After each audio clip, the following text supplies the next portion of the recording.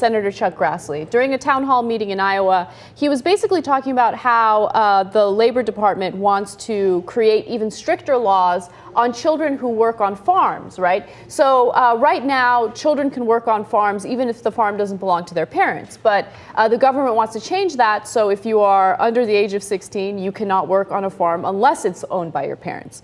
Now, Chuck Grassley doesn't like this, and here's what he had to say about it.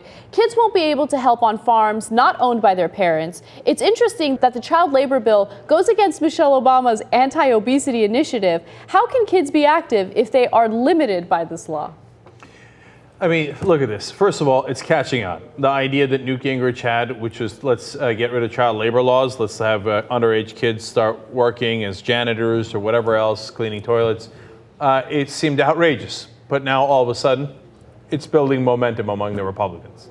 And look at this weak-ass excuse for getting rid of child labor laws. Well, if the kids aren't out there cleaning rich kids' toilets, well, then they won't be able to get a good workout, will they? So I guess, you know, if Michelle Obama wants to fight obesity, make sure let's put with 14-year-olds back into hard labor. Children who work on farms are 4 times more likely or have a fatality rate of 4 times higher than children who do not work in agricultural jobs. Okay. Well, look, they get a good workout and sometimes they die. But hey, that's life, man. And so, especially if they're poor, they should definitely get to work because we need cheap labor. You think that's not part of this equation? Of course it is. Because these rich, the top 1% of the Republican Party, have been representing their whole lives.